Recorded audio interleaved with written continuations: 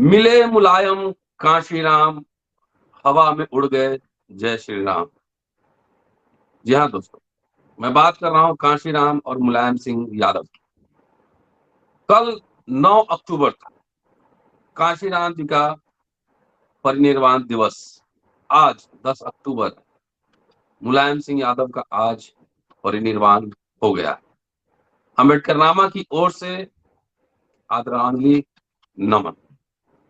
आज अम्बेडकरनामा पर मुलायम सिंह यादव जी को याद करते हुए कुछ चर्चा बेहद जरूरी है और इसलिए हमने आग्रह किया था जेपी सिंह साहब से। लगातार आप सुनते हैं डिफरेंट इश्यूज पर, उनको इलाहाबाद के हैं और पत्रकार, संपादक, एडवोकेट भी।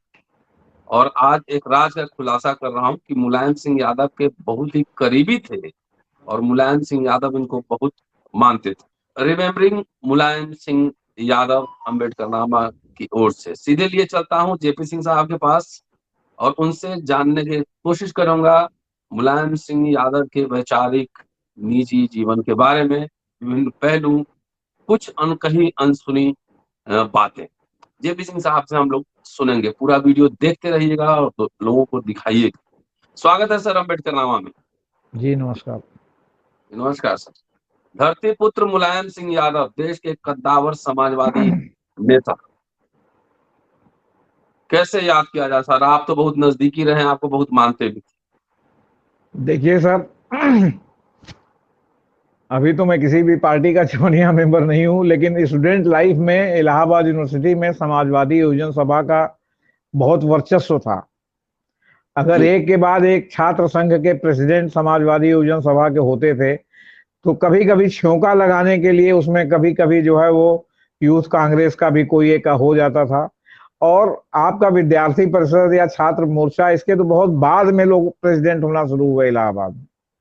लेकिन जी समाजवादी योजना सभा के अगर आप प्रेसिडेंटों की लिस्ट देखेंगे तो मैक्सिमम प्रेसिडेंट समाजवादी योजना सभा के हुए। और इलाहाबाद विश्वविद्यालय समाजवादियों की नर्सरी थी।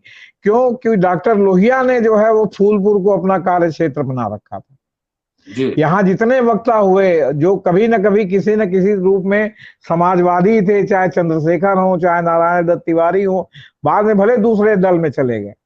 तो इलाहाबाद समाजवादियों की नर्सरी थी और इलाहाबाद में उस समय 14-14 विधानसभा सीटें थी, जिसमें 7-7 सीटें समाजवादी पार्टी वाले जीतते थे। कभी संसोपा के नाम पर, कभी सपा के नाम पर, क्योंकि इस पार्टी का भी नाम कई बार बदला, कई बार जो है मतलब वो हुआ और फिर बीच में कई लोग छोड़ के चले गए। यहाँ के कई प्रेसिडेंट आपके जो है वो क्या कहते हैं, समाजवादी पार्टी से मोहन सिंह, बृजभूषण तिवारी, इस तरह जी के लोग आपके क्या कहते हैं केंद्रीय मंत्री भी बने, एमपी हुए, एमएलए हुए। तो मुलायम सिंह यादव भी समाजवादी पार्टी में होने के नाते समाजवादियों का गढ़ था इलाहाबाद।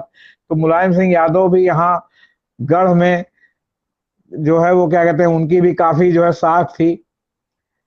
मुलायम सिंह यादव दोस्तों के दोस्त थे। हम लोग उनके हम्म सामने क्या थे? लेकिन आप ये जान लीजिए कि पत्रकारिता जीवन में जब से हमने जो है रिपोर्टिंग में मैं आया, तब से शायद ही कभी ऐसा हुआ हो कि मुलायम सिंह यादव प्रयागराज या इलाहाबाद तत्कालीन रूप से आए हों और उनकी हमारी मुलाकात न हुई हो। और उसको बाबू जवाहर सिंह यादव जो है वो क्या कहते हैं, जो यहाँ जो आपके सपा के जो 1992 में जब ये वर्तमान सपा बनी उसके संस्थापक सदस्य थे, तो बाबू जवाहर सिंह यादव भी मुझको जानते थे कि मैं समाजवादी योजना सभा के पृष्ठभूमि से आया हूँ। वो भी मुझे बहुत मानते थे। कभी ऐसा हुआ नहीं कि वो आए हों। और जवाहर सिंह यादव यहाँ के जिला अध्यक्ष थे, उन्होंने हमें जो है मुलायम सिंह से मिलने के लिए अलग से प्रेस कॉन्फ्रेंस की बात अलग है। दूसरी बात, मुलायम सिंह यादव कभी भी प्रेस कॉन्फ्रेंस में अगर पत्रकार के रूप में हम कहें तो कभी किसी पत्रकार की खिल्ली नहीं उड़ाते थे, वो चाहे जितना हल्का सवाल पूछ ले। हमने हम्म प्रयागराज में कभी उनको खिल्ली उड़ाते नहीं देखा। मुलायम सिंह यादव विचारक थे। मुलायम सिंह यादव ने इलाहाबाद में जब इनकी पार्टी काफी पहले सरकार हार गई, तो मुलायम सिंह यादव ने एक यहाँ सम्मेलन बुलाया एनसीजेडसीसी में और कहा कि मैं केवल सुनने आया हूं। तमाम बुद्धिजीवियों को बुलाया, तमाम अकलियत के लोगों को बुलाया। डॉक्टर जगदीश गुप्त हिंदी विभाग के विभागाध्यक्ष थे और वो भी समाजवादी खेमे के माने जाते थे, हालांकि वो कभी किसी पार्टी के चमनिया मेंबर नहीं थे। उनको बुलाया, सब लोगों की बात सुनी, फिर जो उनको अपनी बात कहना था कहा उन्होंने। तो मुलायम सिंह यादव सबको साथ लेके चलते थे। कभी ऐसा नहीं था कि वो साथ लेके न चलें। आपको एक हम वर्ष 1999 की कहानी बता रहे हैं। जी। वर्ष 1999 में मैं इलाहाबाद में हिंदुस्तान अखबार का जो है वो ब्यूरो प्रभारी था। सत्य प्रकाश मालवीय जी भी उसी समाजवादी स्कूल से निकले थे, सजपा में भी मुलायम सिंह के साथ थे। बाद में वो जो है क्या कहते हैं, मुलायम सिंह से उनका वो हो गया, वो चंद्रशेखर के साथ चले गए, राज्यसभा के मेंबर थे। बाद में वो कांग्रेस में शामिल हो गए।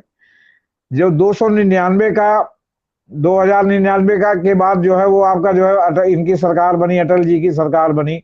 उसमें उन्नीस सौ मुरली निन्यानवे मनोहर उन्नीस सौ जोशी, निन्यानवे नहीं नहीं उन्नीस सौ 91 निन्यानवे नहीं, 99 में जब बनी, 99। जब 4 साल 5 साल चली, तो जी। उसमें मुरली मनोहर जोशी फिर एचआरडी मिनिस्टर बने। और इलाहाबाद यूनिवर्सिटी एक जमाने में सेंट्रल यूनिवर्सिटी थी।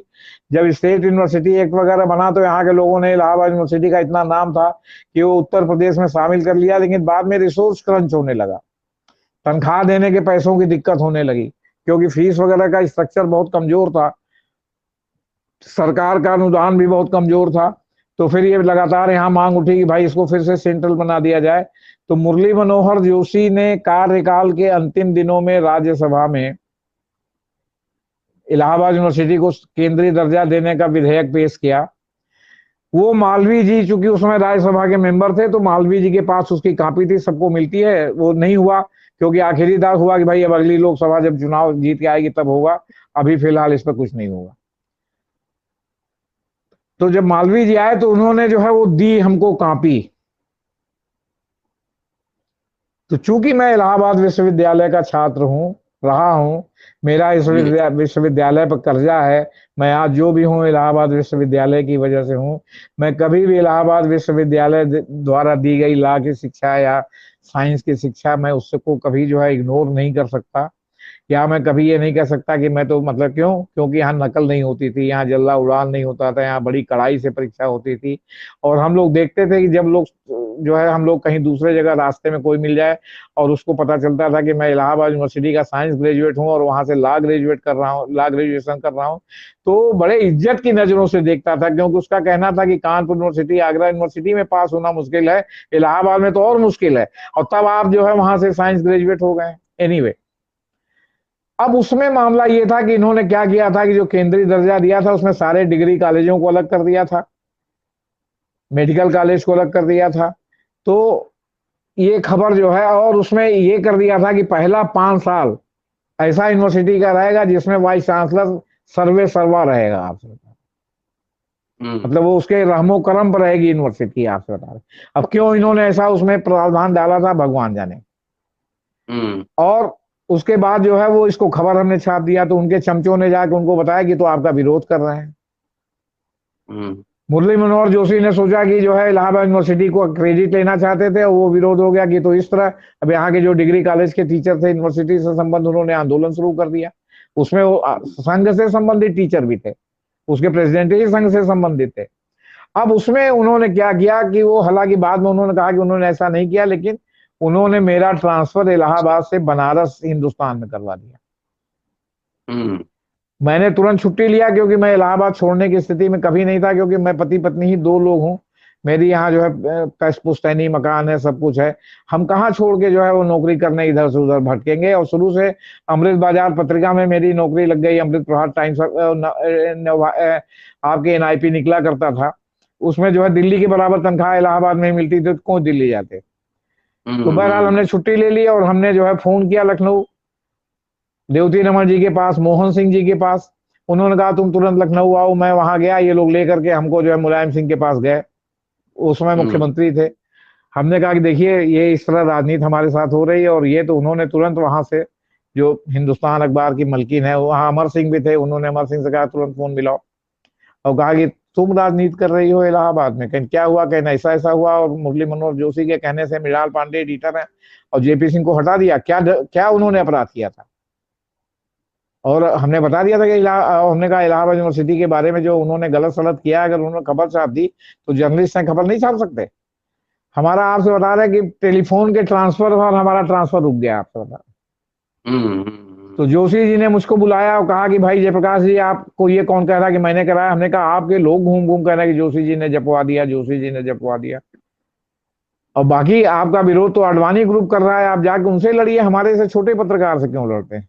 एनीवे, तो मुलायम सिंह वो शख्सियत थे, आपसे बता रहे हैं। उन्होंने दाहिने न बाएं तुरंत कहा, अमर सिंह जी तुरंत फोन मिलाइए और जो है शोभना से बात कीजिए, क्या ये शोभना वहां कर रही है। इस तरह की बात है, मतलब इस तरह का, मैं आप लाभार्थी कह सकते हैं या जो भी कह सकते हैं।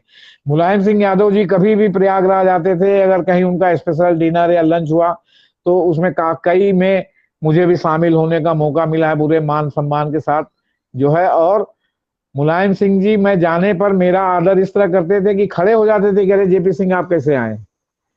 मेरी कोई राजनीतिक महत्वाकांक्षा नहीं थी, ना मैं उनका कोई चमचा था, ना मैं कोई ये मुख्यमंत्री हो गए तो मैं रोज उनके यहाँ जाके हाजिर रहता था, ना मेरा कोई ये था कि मेरे पास ये कोई काम है।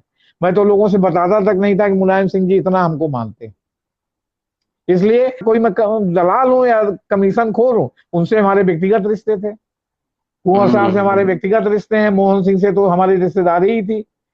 सत्य प्रकाश मालवी तो मालवी थे, दिल्ली में कभी मिल जाते थे, और हम अगर कहीं दूसरे जगह रुके तो कहते थे जेपी सिंह आप हमारे यहाँ क्यों नहीं रुके हैं, आप दूसरे जगह क्यों रुके हैं, ये जो है अक्षम्य है।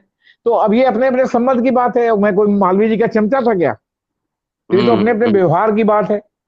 तो कहने का मतलब, लेकिन हमने कभी किसी से कोई काम, किसी प्रकार की दलाली, कोई अगर कह दे तो जो चोर की सजा वो हमारी सजा। मुलायम सिंह आप समझिए कि, मतलब समझिए कि स्टालवर्ड थे, मुलायम सिंह राजनेता थे। मुलायम सिंह कभी किसी का विरोध उस तरह नहीं करते थे कि वो जो है वो अपशब्द की भाषा का इस्तेमाल करें, बिलो दी बेल्ट हमला करें। मुलायम सिंह जितना अपनी पार्टी के लोगों के दोस्त थे, उतना ही विपक्ष के लोगों के भी दोस्त थे। कोई विपक्ष का नेता ऐसा नहीं है जो कहे कि हम मुलायम सिंह के पास इस काम के लिए गए और मुलायम सिंह ने मना कर दिया। अगर हो सकता है तो मुलायम सिंह ने उस काम को जरूर किया, चाहे वो जो भी हो। आज की डेट में भले वो गंगा पी के कहते हैं नहीं हम नहीं गए, लेकिन कई लोगों को तो मैं व्यक्तिगत जानता हूं, मैं उनका नाम नहीं लेना चाहता, जो जो चाहते थे मुलायम सिंह से करा लेते थे। आपके इलाहाबाद में केसरीनाथ त्रिपाठी जो बाद में विधानसभा अध्यक्ष बने, वो उनसे मुलायम सिंह की दोस्ती थी। मुलायम सिंह के मुकदमे भाजपा में रहते हुए केसरीनाथ त्रिपाठी ने बहुत दिन तक लड़ा, आपसे बता रहे। केसरीनाथ त्रिपाठी यहाँ शहर इलाहाबाद में दक्षिणी से खड़े होते थे, वो जिसको कह देते थे मुलायम सिंह सपा का टिकट उसको दे देते थे। मुलायम सिंह नहीं ध्यान देते थे कि यहाँ से सपा का कैंडिडेट हम ऐसा करेंगे करें जो जीत जाए, जो त्रिपाठी जी को हरा देते थे। इतने बड़े दोस्तबाज आदमी थे मुलायम सिंह यादव आप, और ऐसे आपको बिरले मिलेंगे। जब मायावती जी से या काशीराम जी समझौता हुआ था, उसके पहले मुलायम सिंह आए थे, हमारी उनकी मुलाकात हुई तो उन्होंने कहा जेपी सिंह मैं बताऊंगा तो नहीं कि मेरा अब की बार किससे समझौता होगा, लेकिन इस राक्षस पार्टी को हराने के लिए अगर किसी राक्षस पार्टी से भी समझौता करना पड़ा तो मैं जो है उसमें चूकूंगा नहीं। मुलायम सिंह कथनी और करनी में अंतर नहीं था। मुलायम सिंह अगर अकलियत के लोगों को भाव देते थे, मौलाना मुलायम सिंह कहे जाते थे, तो भी उन्होंने कभी साफ्ट हिंदुत्व पर जो है वो क्या कहते हैं नहीं प्रदर्शित किया कि वो साफ्ट हिंदुत्व जैसे कांग्रेस ने बीच में प्रदर्शित करना शुरू कर दिया। आपके जो है वो लोग मंदिर जाने लगे और जो है तमाम पूजा पाठ करने लगे। मुलायम सिंह ने ऐसा कभी प्रदर्शित नहीं किया। वो अकलियत के साथ थे तो थे, चाहे आपको पसंद हो चाहे ना पसंद हो। और उन्होंने जिस तरह उत्तर प्रदेश में एमवाई समीकरण, यादव मुस्लिम का समीकरण जिस तरह बनाया, आप समझिए कि वो लगभग विनिंग कॉम्बिनेशन था। उसके लिए सारे लोगों को एकजुट होना पड़ता था। तो इसमें भी है कि बिफोर मंडल आफ्टर मंडल। अब आफ्टर मंडल ये हो गया कि जो सवर्ण जातियां थी उनको लगा कि बीजेपी ही हरा सकती है बाकी को, तो वो उनके साथ एकजुट हो गई और उनका अपना जो हिंदुत्ववादी वोट था वो अलग था, जिसके कारण जो है ये कॉम्बिनेशन बन गया। वरना एम वाई समीकरण ऐसा था कि जिसमें जल्दी किसी की सेंध नहीं लगती थी। और मैंने तो लगातार उत्तर प्रदेश विधानसभा के चुनाव में देखा कि कभी जो है वो याकूब कुरैशी की पार्टी आ जाती, यूडीएफ आ जाती है, कभी आपके क्या कहते हैं मोमिन पार्टी आ जाती है, कभी पीस पार्टी पैदा हो जाती है मुसलमानों की, कभी जो है आपके ओवैसी साहब आगे कूद पड़ते हैं ताकि मुसलमानों का वोट बटे, तो धर्मनिरपेक्ष ताकतें कमजोर हो और भाजपा जनसंघ परोक्ष रूप से जीत जाए। मुलायम सिंह ने लेकिन इसके लिए कभी साफ हिंदुत्व इस पर, वो मुलायम सिंह थे ना जिन्होंने बाबरी मस्जिद को तोड़ने से बचाने के लिए गोली चलवा दी थी, जिसमें कोठारी बंधु मर गए थे, 14 लोग मरे थे और भाजपा ने बताया 4000 लोग मरे हैं। संघ ने पूरे देश में अफवाह फैला दिया कि 4000 लोग मरे हैं। सरजू का के जो है वो क्या कहते हैं पानी लाल हो गया है। 14 से 15वें आदमी का नाम ये नहीं बता पाए आज तक जो जो है मुलायम सिंह के जो है क्या कहते हैं तो मुलायम सिंह ने बाबरी मस्जिद बचाने के लिए, कानून व्यवस्था बचाने के लिए गोली चलाई थी ना। मुलायम सिंह का उसमें पर्सनल क्या फायदा था? क्या मुलायम सिंह जो है वो नमाज पढ़ने जाते थे क्या? लेकिन मुलायम सिंह सिद्धांतवादी और धर्मनिरपेक्ष सेकुलर वास्तविक थे, और कभी उन्होंने साफ हिंदुत्व का इस्तेमाल नहीं किया कि हमारी सरकार नहीं बन पा रही या हम हार जा रहे हैं तो हम साफ हिंदुत्व का इस्तेमाल करें। और फिर वो एहसान भी चुकाते थे। अगर किसी ने उनके ऊपर एहसान किया तो उसका एहसान भी मुलायम सिंह चुकाते थे, बिना इसके कि उससे उनको कितना राजनीतिक नफा या नुकसान होगा। मुलायम सिंह जैसा राजनेता मेरे निगाह में आज की डेट में कोई नहीं है, जो बिना किसी राग द्वेष के सबके लिए बराबर उपलब्ध रहते थे, अपने सिद्धांतों पर अडिग रहते थे, और कभी भी उन्होंने साफ हिंदुत्व का सहारा नहीं लिया। वो चुनाव हारे चाहे चुनाव जीते। जी। आपने सॉफ्ट हिंदुत्व की बात की। आजकल कई पार्टियों के नेता, नाम लेना जरूरी नहीं है, चुनाव जी। के समय अचानक जो है ना, अपने आप को हिंदुत्व का प्रोटेक्टर ऐसे लग रहा है कि हिंदुत्व वही बचाएंगे, उस तरह से पेश आते हैं। लेकिन मुलायम सिंह यादव की ऐसी तस्वीर हमने नहीं देखी शायद। अगर आपको कुछ याद हो तो बताएं इसमें। नहीं नहीं नहीं, यही तो मैं कह रहा हूं कि मेरे को कभी याद ही नहीं है। दूसरी बात यह कि देखिए, जो आदमी 3 बार सीएम रहा हो, आठ जी। बार एमएलए रहा हो, 7 बार एमपी रहा हो, मिनिस्टर भी रहे जिसका सेंटर जीतने, में। हाँ, डिफेंस मिनिस्टर जब पहली बार हुए थे तो डिफेंस मिनिस्टर थे। जो आदमी 2 2 बार प्रधानमंत्री बनने से जो है चूक गया हो, और कैसे, जब पहली बार देवगौड़ा बने तो भी मुलायम सिंह का नाम चल रहा था, जब दूसरी बार इंद्र कुमार गुजराल बने तो भी मुलायम सिंह का नाम चल रहा था। और उन्हीं के लोगों ने, जिसमें लालू प्रसाद यादव का नाम नंबर 1 पर लिया जाता है कि उन्होंने भाजी मार दी थी कि लालू प्रसाद यादव नहीं तो मुलायम सिंह यादव मुख्यमंत्री कैसे बनेंगे।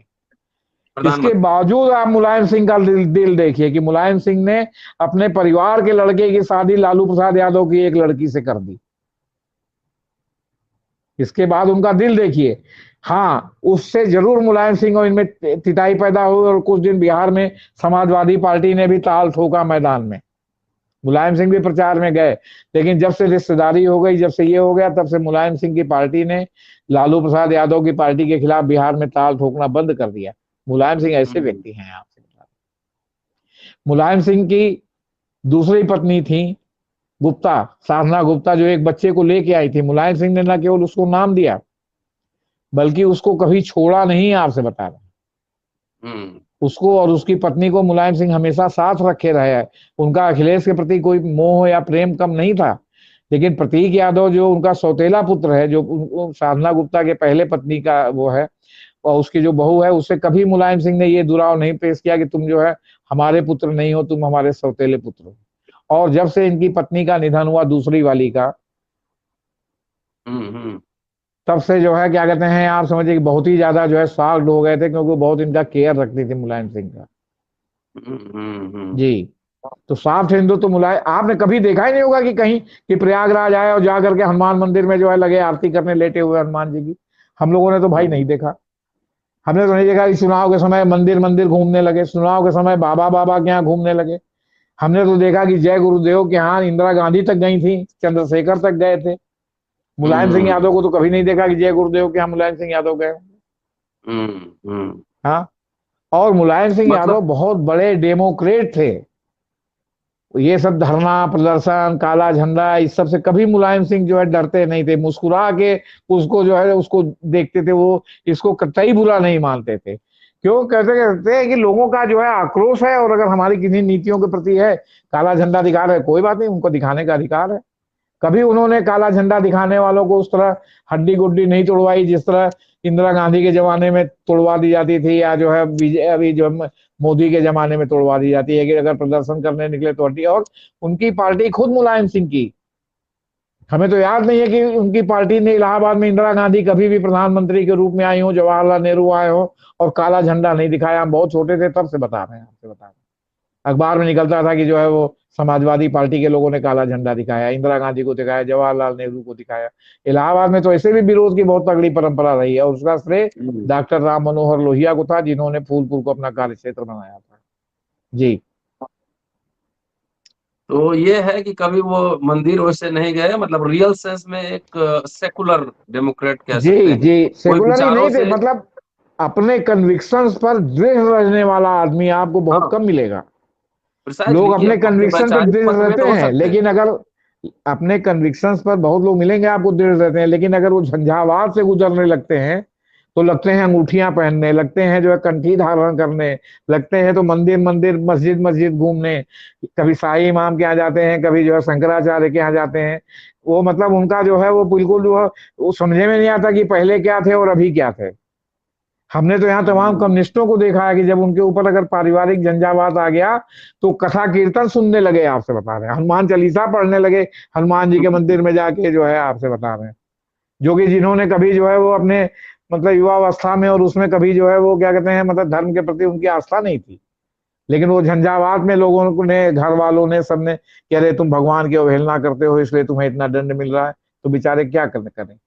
फिर वो कन्विक्शंस जो है वो क्या कहते हैं छोड़ने वाले बहुत मिलेंगे, लेकिन आपको मुलायम सिंह यादव नहीं ऐसा मिलेंगे। आप हमको हम्म, बताइए, अभी मुलायम सिंह यादव बीमार हैं, अखिलेश यादव को आपने किसी मंदिर में देखा हम्म, प्रार्थना करते हुए मुलायम सिंह के लिए? या डिम्पल यादव को देखा,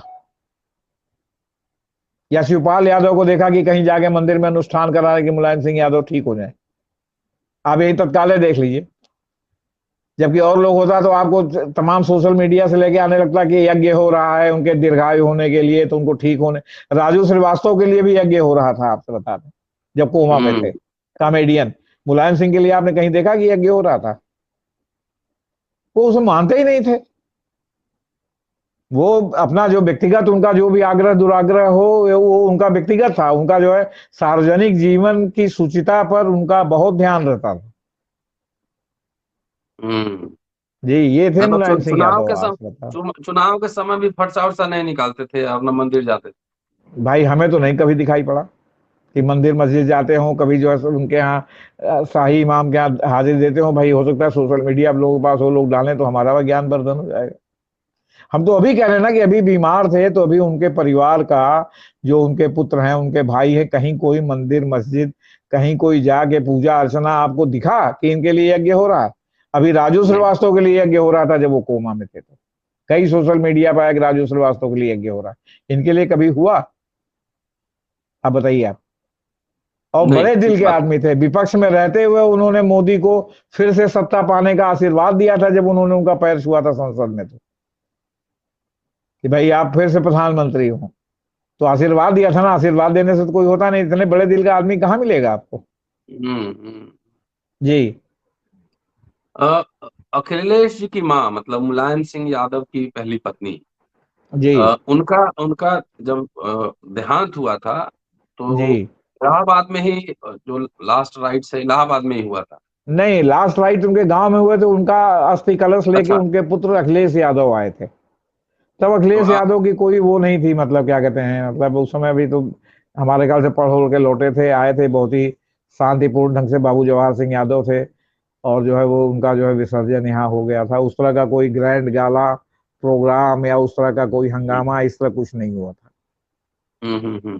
और जी। कुछ अनछुए दास्तान पहलू जो आपको याद हो अब मुलायम सिंह यादव के? देखिए, पहलू जितना हमको बताना था आपको हमने इसलिए बताया, हमने यहाँ तक अपने बारे में भी बता दिया कि जोशी जी ने हमको जपवाया था, इन्होंने हमको बताया था, जबकि आप तो तौर पर लोग बताते नहीं है।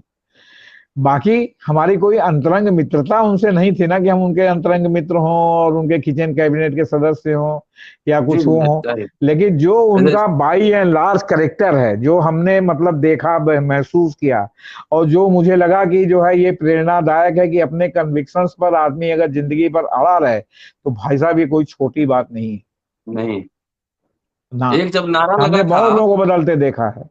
जी। 2 दिन 9 और 10 अक्टूबर, जी। तो इसलिए मैंने शुरू में स्लोगन दिया था कि मिले मुलायम कांशीराम, हवा में उड़ गए जय श्री राम। वो जिस समय दोनों मिले थे उस समय एज ए जर्नलिस्ट, आपको कुछ मेमोरी याद है कैसे, किस संदर्भ नहीं में नहीं, क्या हुआ देखिए, था? अब ऐसा है ना कि कोई बात निकलेगी तो बात फिर खराब हो जाएगी। हम्म, कांसी राम जी को आप अलग रखिए और बहन मायावती को अलग रखिए। हम्म। अगर बहन मायावती का प्रभाव कांसी राम जी पर नहीं होता तो इन लोगों का गठबंधन नहीं टूटता। हम्म, वो मायावती जी के प्रभाव के कारण गठबंधन टूट गया, क्योंकि वहां ये बात उठ गई कि मायावती जो है बीजेपी के साथ गुपचुप समझौते की बात चला रही हैं। और हुआ भी यही कि मायावती ने मुलायम सिंह का साथ छोड़ करके बीजेपी के साथ हाथ मिला लिया। इन्होंने भी जो है तमाम उनके विधायकों को तोड़ करके अपने साथ मिला लिया। 90-95 मंत्री लोगों की सदस्यता की मंत्रिमंडल बना। बाद में ये जो है संवैधानिक प्रावधान हुआ कि 15% से ज्यादा मंत्री नहीं बना सकते, तो फिर 25-30 लोग हटाए गए उसमें से। तो बात ये है ना कि लेकिन अगर कांशीराम जी की चलती, चूंकि देखिए एक बात आप ये भी देखिए, आप जो है दलित आंदोलन के एक अगुआ सदस्य हैं। आप कभी निष्पक्ष विवेचना करके देखिए, मायावती जी कांशीराम जी को बहुत उम्र होने पर मिली थी। इसलिए मायावती जी की जो वास्तविक दीक्षा होनी चाहिए थी कांशीराम जी के द्वारा, उसका मौका नहीं मिला उनको। नतीजा है कि मायावती जी का एक सूत्री कार्यक्रम, सत्ता और पैसा, और उसके लिए वो कोई भी जो है क्या कहते हैं मतलब समझौता करने की तैयार। यहाँ तक कि जो बहुजन समाज की बात होती थी वो होता था, तिलक तराजू और तलवार इनको मारो जूते चार, वो जो है उसका स्लोगन बदल गया था। सर्व हो गया, सर्व समाज पार्टी हो गया था। और जो है आपका सर्व समाज को लेके चलना है। दूसरी बात ये कि ब्राह्मणों को विशेष वर्चस्व वो उन्होंने दिया था। तो पूरा कांशीराम जी का जितना भी वो था ना, सब उलट दिया था उन्होंने। इलाहाबाद में कांशीराम जी उनके खिलाफ चुनाव लड़े थे, बीपी सिंह के खिलाफ। हालांकि कहा जाता है कि देवीलाल ने उनको कहा था लड़ने के लिए। यहाँ पीडी टंडन पार्क में तब जनसभा होती थी। कांशीराम जी ने, मैं स्वयं उस सभा को कवर करने हिंदुस्तान की ओर गया था। उन्होंने कहा कि भाई जो लोग भी सवर्ण हैं, सवर्ण मानसिकता के हैं, सवर्ण हैं, उनको हमारी बात बुरी लग सकती है, तो मैं पहले ही क्षमा पूर्वक कहना चाहता हूं कि वो कृपया हमारी सभा से चले जाएं। ये कहते थे वो। और लोगों को आप नहीं मिलेगा कि ऐसा कहते हुए, कि पहले ही हाथ जोड़ लेते थे कि भाई हमारा जो है, अगर हमारी बात आपको बुरी लग सकती है इसलिए आप हमारी मीटिंग में मत रहिए। तो इतना तो वो भारतीय समाज को जानते थे ना, कि भाई आप 90 लोग हों और 10 भी सवर्ण होंगे, वहां इस तरह की कोई बात होगी तो वो जो है रिटेलिएट करने लगेंगे या रिएक्ट करने लगेंगे, या वहां का रिएक्शन दूसरी जगह देने लगेंगे। फिर जो सवर्णों की जो मीटिंग हो रही है, अब ये बीजेपी वाले भले गाली गलौज करें, सवर्णों की मीटिंग में जो है कभी आपको जो है क्या कहते हैं, या सवर्ण नेताओं की मीटिंग में कभी ये नहीं हुआ होगा कि दलित और ओबीसी को खुलेआम गाली दे रहे हो। बंद कमरे में गाली देना अलग बात है और सार्वजनिक मन से गाली देना अलग बात है। माननीय काशीराम जी तो सार्वजनिक मंच से जो कहना होता था कहते थे, वो भीतर वाले में विश्वास नहीं रखते थे, लेकिन पहले ही कहते थे भाई जो सवर्ण लोग हैं कृपया जो है हमारी मीटिंग में से चले जाएं। ये स्थिति थी। तो और उनका मुलायम सिंह से बहुत तालमेल था, उनका बीपी सिंह से भी बहुत तालमेल था। हालांकि वो बीपी सिंह के खिलाफ चुनाव लड़े थे इलाहाबाद। लेकिन वो जब बहन मायावती का देखिए, उनके भी आप कालखंड को दो भागों में विभाजित कर सकते हैं, राजनीतिक खंड को, एक बिफोर मायावती, एक आफ्टर मायावती। और उनमें उनका व्यक्तिगत संबंध क्या था, मैं इसमें न जाना चाहता हूं, न मेरी इसमें कोई विशेष जानकारी है। सब किस्से कहानियों के रूप में जो मशहूर है वो आप भी जानते होंगे, हम भी जानते होंगे जी। लेकिन उससे काफी फर्क पड़ गया, आपसे बता रहे। जी जी जी। हाँ, शुक्रिया सर। और आपने बहुत ही इंटरेस्टिंग बात बताई। दोस्तों, जेपी सिंह साहब हैं, मुलायम सिंह यादव की अनकही दास्तान आप सुन रहे थे। पूरा वीडियो देखिए, शेयर कीजिए, सब्सक्राइब कीजिए, और एक बार पुनः नमन मुलायम सिंह यादव को अम्बेडकर नामा की ओर से। शुक्रिया। जल्दी मिलते हैं अगले एपिसोड में। शुक्रिया सर। नमस्कार।